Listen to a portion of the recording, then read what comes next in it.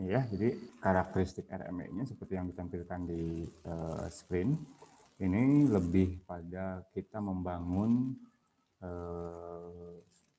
suatu situasi gitu ya, suatu situasi yang ada di dunia nyata. Kemudian situasi yang ada di dunia nyata itu masuk pada proses yang disebut sebagai matematisasi dan refleksi.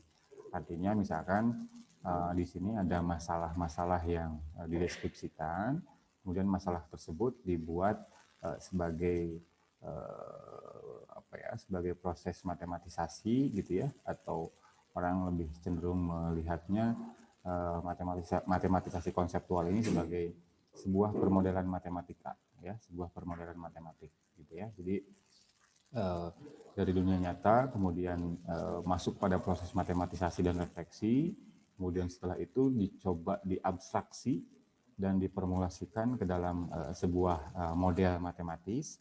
Nah, dari sini kemudian kemudian masuk pada tahap matematisasi dalam aplikasi, artinya mencoba diselesaikan masalahnya, kemudian yang terakhir baru dikomunikasikan ke dalam dunia nyata. Jadi ada dicek gitu ya, apakah betul apa yang sudah diselesaikan pada tahap sebelumnya seperti matematisasi dan refleksi, kemudian abstraksi dan formulasi, kemudian matematisasi dalam aplikasi. Nah itu kemudian slide berikutnya kita akan membahas tentang masih tentang pengertian dan realisasi RME. Bahwa yang pertama, ide utama dari RME adalah siswa harus diberi kesempatan untuk menemukan kembali ide dan konsep matematika dengan atau tanpa bimbingan orang tua. Nah, seperti tadi di slide sebelumnya saya kan mencoba menampilkan beberapa gambar gitu ya untuk melatih siswa dalam bernalar.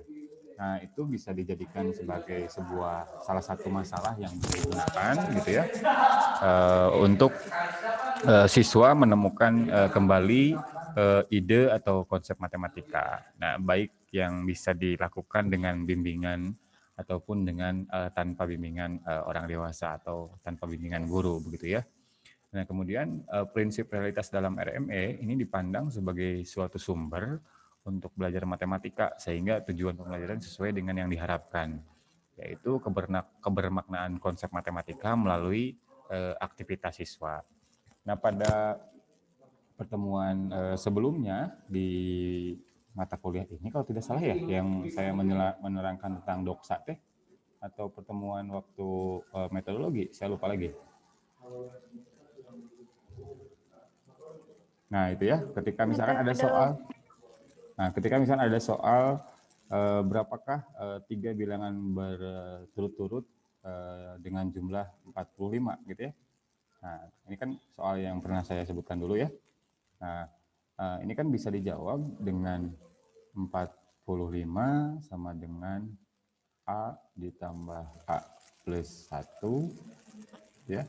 Kemudian ditambah A plus 2 sehingga ketemu penyelesaiannya. Ini dilakukan secara induktif ya, bukan trial and error. Nah, inilah tadi yang ini bisa dijadikan sebagai sebuah contoh bagaimana siswa menemukan formula ini. Gitu ya, bagaimana menemukan formula ini. Awalnya mungkin siswa coba-coba, jadi 45 itu misalkan dicoba di 10 gitu ya, tambah 11, tambah 12, hasilnya berapa. Kemudian, belum cukup juga nih, karena ini baru jumlahnya 33, maka dia tambahkan bilangan yang lebih besar, misalkan ya, 12 tambah 13, misalkan tambah 14. Nah, ini kan proses trial and error namanya. Ya, proses trial and error, di mana siswa mencoba-coba menemukan sebuah jawaban, atau seperti yang kemarin sudah dibahas di RME ini, ketika siswa diberikan soal 84 dikurangi 16, nah gitu ya, diselesaikan dengan cara berurutan ke bawah. Nah, ini salah satu contoh-contoh yang bisa dijadikan sebagai bahan ajar RME. Nah, yang ketiga, bahwa hal tersebut sesuai dengan pendapat The Lange pada tahun 2000, bahwa dia memiliki keyakinan bahwa siswa tidak boleh dipandang sebagai passive receiver of ready-made to mathematics.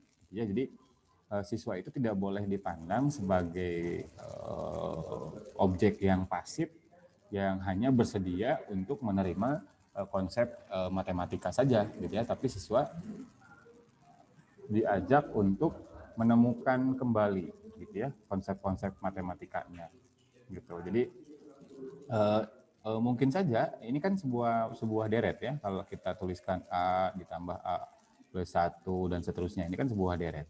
Nah, ini bisa menjadi sebuah target ya disebutnya ya, bisa membuat menjadi sebuah target ketika kita mengajarkan deret. Jadi rumus ini itu ditemukan oleh siswa dari coba-coba.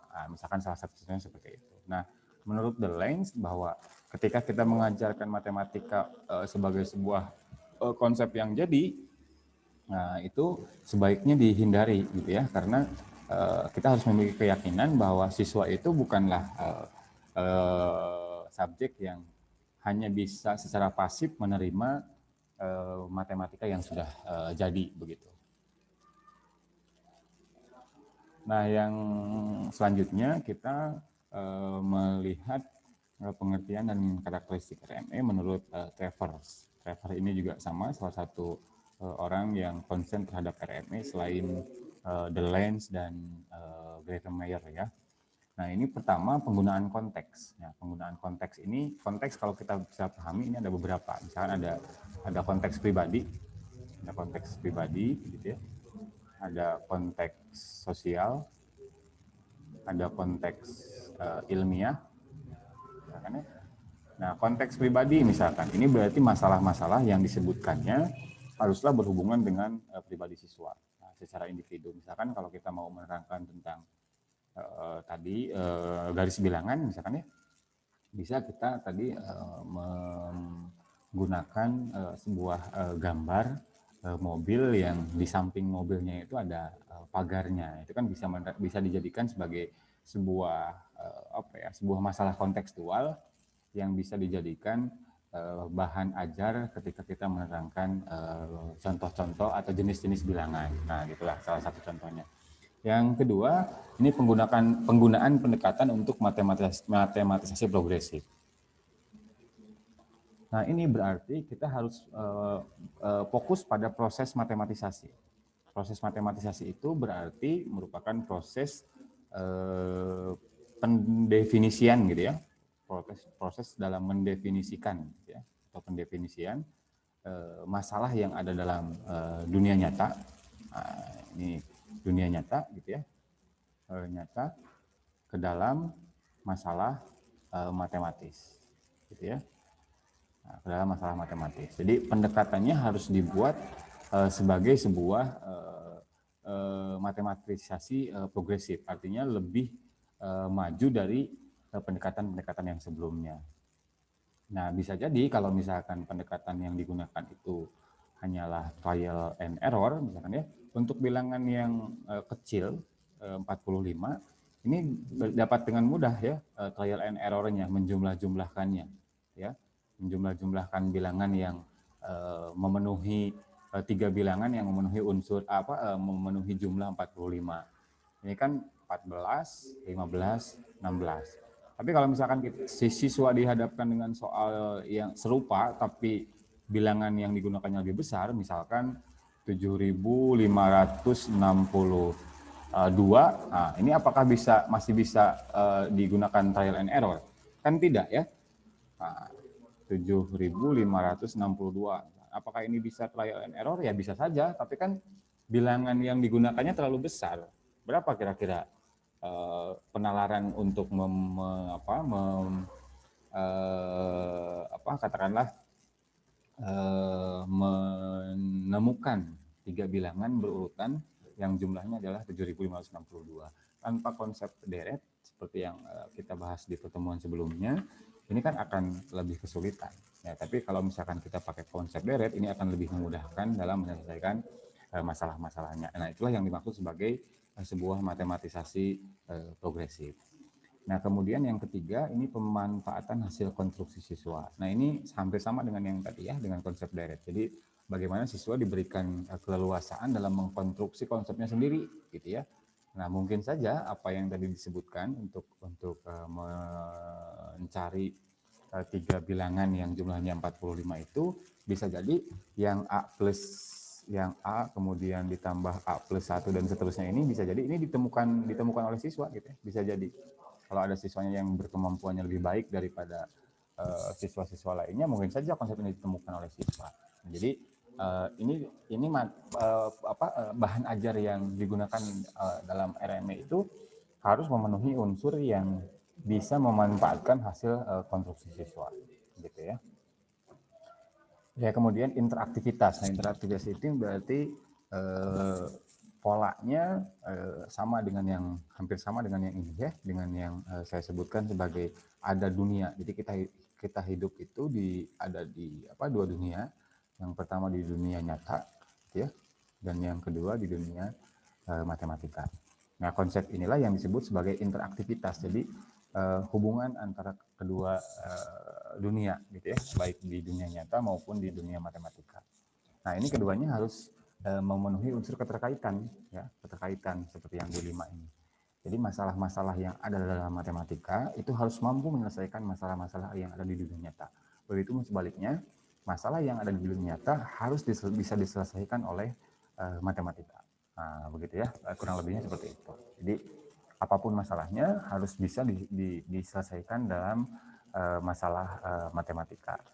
Nah, misalkan contohnya apa? Misalkan dalam permodelan matematik gitu ya, ketika kita melihat banyak lampu merah di perempatan, jangan dikira itu tidak menggunakan matematik, gitu ya. Itu juga menggunakan matematika. Jadi berapa detik atau berapa menit lampu itu harus berada di lampu hijau, kemudian berapa menit, berapa detik dia harus lampu merah dan seterusnya, gitu ya. Nah, kita lanjut. Ini pendekatan dalam pembelajaran matematika, jumlahnya atau ragamnya ada 4, gitu ya. Pertama, pendekatan mekanistik, artinya pendekatan ini merupakan pendekatan tradisional dan didasarkan pada apa yang diketahui dari pengalaman sendiri. Diawali dari yang sederhana ke yang lebih kompleks. Dalam pendekatan ini, manusia dianggap sebagai sebuah mesin. Ya, kedua jenis matematisasi tidak digunakan. Artinya, mekanistik ini lebih pada menggunakan pendekatan tradisional yang lebih pada condong ke menerangkan konsepnya terlebih dahulu, gitu ya. Nah, kemudian ada pendekatan empiristik. Empiristik ini merupakan satu pendekatan di mana konsep-konsep matematika tidak diajarkan dan diharapkan siswa dapat menemukan melalui matematisasi horizontal. Nah, itu yang tadi mungkin ya, ketika menerangkan deret, jadi persamaannya atau permodelan matematisnya yang A ditambah A plus 1, kemudian A ditambah plus 2 itu ditemukan sendiri oleh siswa. Contohnya seperti itu. Nah, kemudian untuk pendekatan strukturalistik ini merupakan pendekatan yang menggunakan sistem formal, misalnya pengajaran penjumlahan, cara panjang perlu didahului dengan nilai tempat. Sehingga suatu konsep dicapai melalui proses matematisasi vertikal. Nah, seperti yang dicontohkan kemarin ya, misalkan 84 ditambah 17. Nah, ini kan artinya penjumlahan perlu didahului dengan nilai tempat. Nah, nilai tempat ini berarti misalkan di sini ditambahkan 1, kemudian kalau yang di kita itu istilahnya disimpan gitu ya, di atas. Gitu ya. Jadi ini sebenarnya kita memberikan tempat tersendiri untuk hasil penjumlahan yang dilakukan setelahnya. Begitupun dengan ketika misalkan soalnya dibuat sebagai soal pengurangan. Nah, yang keempat ini ada pendekatan realistik, yaitu suatu pendekatan yang menggunakan masalah realistik sebagai pangkal tolak pembelajaran melalui aktivitas matematis horizontal dan vertikal. Diharapkan siswa dapat menemukan dan mengkonstruksi konsep-konsep matematika. Nah, jadi sebenarnya pendekatan realistik itu merupakan gabungan dari matematisasi horizontal dan matematisasi vertikal. Artinya kalau yang horizontal itu kan berarti dua arah. Jadi antara tadi yang saya sebutkan antara dua dunia, yaitu dunia nyata dengan dunia matematika. Sementara vertikal itu bersifat dari atas ke bawah, sehingga kita lebih melihat lebih misalkan melakukan kedua cara itu. Jadi kita menggunakan masalah kontekstual yang ada dalam kehidupan sehari-hari yang bisa dibayangkan dalam kehidupan siswa, kemudian hasilnya itu menjadi sebuah sebuah persamaan gitu ya, sebuah persamaan atau sebuah pemodelan matematis gitu. Nah, jadi sebenarnya matematika realistik itu lebih pada dua proses, menggabungkan dua proses. Tujuannya untuk apa? Tujuannya untuk menemukan dan mengkonstruksi konsep-konsep matematika. Jadi bukan hanya mengajarkan konsep-konsep matematika yang sudah jadi, tapi bagaimana siswa itu diberikan sebuah kesempatan gitu ya untuk menemukan konsep matematikanya sendiri dengan atau tanpa bantuan guru lah, seperti itu. Nah, kemudian ini prinsip-prinsip matematika. Prinsip matematika ini nanti bisa Anda pelajari lebih lanjut ya tentang prinsip-prinsip ini. Yang pertama, guided reinvention and didactical phenomenology. Jadi lebih pada kita memberikan bantuan gitu ya atau bimbingan terhadap proses penemuan ya, penemuan kembali, reinvention. Invention itu kan penemu. Berarti penemuan kembali gitu ya. Jadi guided reinvention itu penemuan kembali. Dan didaktikal fenomenologi, ya ini merupakan sebuah fenomena didaktik ya. Makanya ini juga menjadi salah satu alasan kenapa mata kuliah kita dinamakan RME dan DDR ya. Jadi dinamakan kajian RME dan DDR karena keduanya berawal dari proses yang disebut sebagai didaktikal fenomenologi. Jadi kita harus melihat fenomena didaktis gitu ya, fenomena didaktis. Didaktis itu apa sih? Didaktis itu ya berarti yang berhubungan dengan cara mengajar, kemudian bahan ajar, interaksi antara guru, siswa, dan kemudian bahan ajar. Itu yang disebut sebagai didaktikal fenomenologi. Jadi ini berkesesuaian karena keduanya mendasarkan konsepnya atau teorinya berdasarkan didaktikal fenomenologi. Nah, yang kedua ini prinsip RME disebutkan sebagai progressive mathematism. Jadi artinya matematisasi progresif ya, yang sudah tadi saya jelaskan. Jadi konsep-konsep matematika lebih pada mengarah pada penemuan konsep. Nah, kemudian yang ketiga ini self-developed model. Artinya siswa diberikan keleluasaan, diberikan kesempatan untuk menemukan sendiri atau mengembangkan gitu ya model-model yang sesuai dengan yang sesuai dengan pemahaman mereka gitu ya, yang sesuai dengan pemahaman mereka.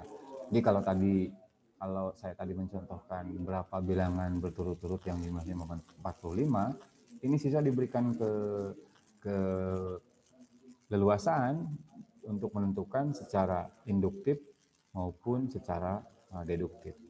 Mau coba-coba boleh gitu ya, mau dengan rumus juga boleh gitu ya, atau dari coba-coba kemudian menghasilkan sebuah persamaan atau sebuah formula atau sebuah rumus, itu yang lebih baik gitu ya. Jadi dibiarkan mereka mencari sendiri apa yang ditanyakan oleh guru. Nah, kemudian pengembangan model pembelajaran RME ini lebih pada bagaimana teknisnya gitu ya, berawal dari apa gitu ya. Nah, bisa dari situasi nyata. Nah, seperti tadi ya, ada gambar mobil, kemudian ada gambar lantai, ada gambar Gucci tadi ya, dan gambar kuda. Nah, itu apakah kita mau mengembangkan konsep itu dari dunia nyata, dari suatu situasi nyata seperti itu, ataukah dari yang seperti apa?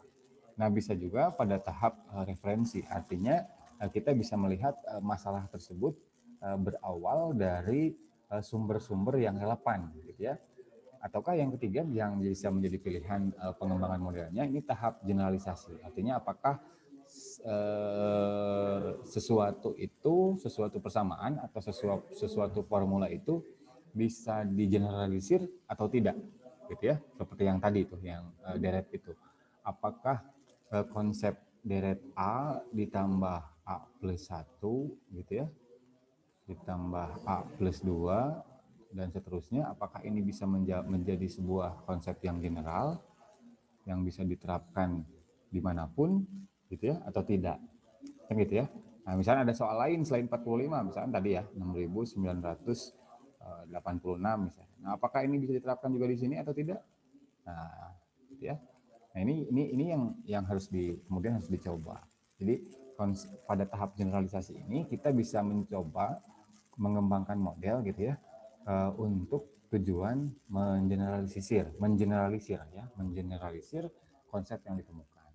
Nah, kemudian pada tahap formal itu berarti tahap yang sesuai dengan matematika akademik yang yang dipahami oleh kita sebagai pendidik. Jadi tahap-tahap formal ini berarti mengajarkan terlebih dahulu konsep matematisnya, gitu ya, seperti ini, seperti konsep deret. Nah, ini yang sebuah refleksi barangkali bagi kita semua bahwa ketika kita menyampaikan atau berniat menyusun bahan ajar yang akan digunakan dalam pembelajaran matematika dengan pendekatan RME, nah kita harus kritis terhadap 5 hal inilah ya kurang lebihnya, sehingga tidak dipandang sebagai sesuatu RME itu sesuatu yang kering akan konsep. Yang pertama secara pedagogis. Nah, secara pedagogis ini artinya bahwa kita harus mencoba menyesuaikan secara pedagogis. Jadi bagaimana kita menyusun bahan ajar itu, apakah sesuai dengan ilmu pedagogisnya gitu ya, apakah sesuai dalam masalah tersebut, apakah sesuai dengan pedagogisnya. Jadi pedagogis itu kan lebih berbicara pada cara kita mengajarkan sesuatu gitu ya, cara kita mengajarkan atau cara mengajar seorang guru kepada siswanya. Jadi RME itu juga harus memperlihatkan atau harus melihat menyadari tentang bagaimana cara mengajar yang baik kepada siswa. Nah, yang kedua, ini yang kuncinya adalah sebuah kreativitas. Kreativitas itu berarti bersumber dari siapa? Nah, berarti bersumber dari gurunya. Gurunya harus kreatif dalam membuat bahan ajar. Jadi kitanya itu ketika membuat bahan ajar untuk siswa, itu harus kreatif, gitu ya, harus melihat masalah-masalah yang masalahnya sih satu mungkin gitu ya, tapi bisa dia dijadikan berbagai masalah gitu ya. Nanti ada di slide berikutnya kita bahas satu masalah yang bisa digunakan untuk mempelajari beberapa konsep materi. Nah, yang ketiga, ini ada materi baku. Materi baku itu artinya kita harus sering mempelajari materi-materi yang sudah ada.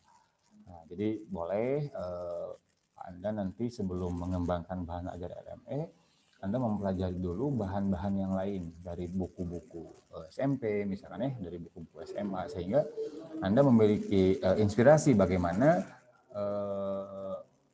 itu bisa dijadikan modifikasi bagi kita dalam proses pembelajaran. Jadi tidak selamanya RME itu original gitu ya, original dari idenya gitu ya.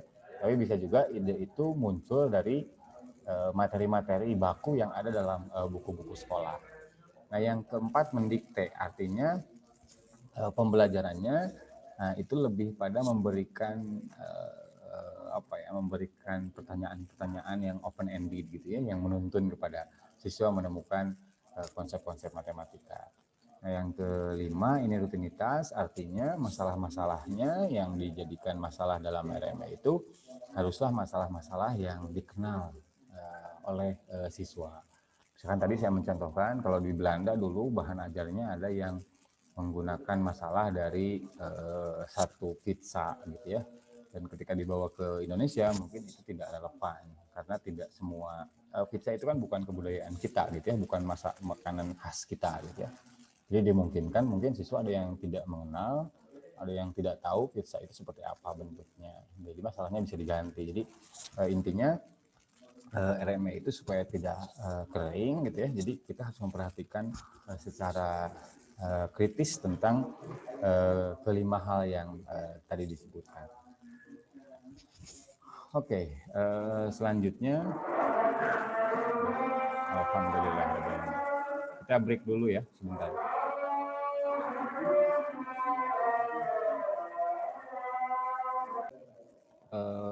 Kita mengibaratkan matematika itu sebagai gunung es, gitu ya, sebagai gunung es. Nah ini gambarannya ada di slide. Jadi gunung es itu berarti yang nampaknya itu hanya sebagian, gitu ya. Jadi di bawahnya itu besar, gitu ya. Ada yang pernah lihat film Titanic mungkin? Nah, Titanic itu kan yang muncul ke permukaan, esnya kan kecil ya, walaupun bisa membuat kapalnya tenggelam gitu ya. Nah, padahal di bawahnya itu besar sekali. Nah, itu pun sama dengan matematika. Jadi kalau kita perhatikan gunung es yang muncul, yang tampak di slide ini, jadi paling bawah ini disebutnya sebagai mathematical word orientation. Jadi artinya masalah-masalah yang ada di dunia nyata, tapi berhubungan dengan masalah-masalah matematis gitu ya. Ini ada digambarkan menjadi sebuah kereta, misalkan ya, kemudian sebuah buku, ada orang, ada apa nih, orang yang berlari dan seterusnya. Nah, di tahap yang kedua setelah mathematical word orientation, nah ini ada model material, ya, ada model material. Ini dicontohkan sebagai matahari yang memancarkan sinarnya, yang di pinggir-pinggirnya ini ada titik-titiknya, gitu ya. Kemudian titik-titiknya ini hampir sama dengan titik-titik yang ada pada garis apa ya, ini kalau saya waktu kecil itu ini ada buku yang untuk kerajinan gitu ya, buku streaming apa apa ya istilahnya itu ya. Nah ini jadi ada balok-balok kecil gitu ya, ada balok-balok kecil yang diarsir dan balok-balok kecil yang tidak diarsir. Ini lebih pada model material, jadi ini cenderung lebih mudah untuk diinterpretasikan. Nah yang selanjutnya ada building stone number relation. Nah, jadi ada kode-kode angka atau kode-kode bilangan gitu ya, ada kode-kode angka atau kode-kode bilangan. Ini yang tercecer gitu ya. Nah, yang kemudian yang terakhirnya ini ada formal notation. Formal notation itu bisa disebutkan notasinya gitu ya. Misalkan 47 ditambah 28. Kemudian ada 23 dikurangi berapa sama dengan 12. Ada berapa dikurangi atau titik-titik dikurangi 14 sama dengan 12. Nah, ini mungkin konsepnya bisa disebut sebagai konsep persamaan linear ya. Persamaan linear. Jadi nah, di dalamnya sebenarnya ini banyak sekali ya masalah-masalah yang bisa diangkat. Makanya ini di sini disebutkan bahwa top of the iceberg.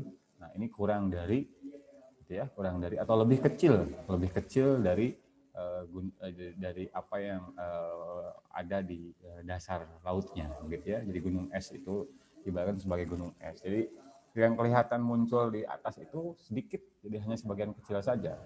Jadi formula-formula seperti 23 dikurangi titik-titik sama dengan 12 itu hanya sebagian kecil dari formula yang ada dalam matematik. Yang dibangun dari mathematical word orientation, kemudian model material, dan building stone number relation. Jadi itulah yang disebut pemahaman tentang matematika yang diibaratkan sebagai gunung es. Nah itu dulu mungkin untuk pertemuan kali ini. Kita bahas slide berikutnya di pertemuan minggu depan. Minggu depan itu seperti yang saya katakan minggu-minggu sebelumnya, bahwa hari Selasa kemungkinan besar ya kita tidak bisa ketemu di jadwal yang sesungguhnya, jadwal yang jam berapa, 9:30 ya, karena saya harus wisuda dulu. Jadi paling kalau mau dipindah ke agak sore, atau kalau tidak dipindah ke hari lain. Nah barangkali biar lebih enak disepakati hari ini sajalah. Mau kapan kira-kira pindahnya?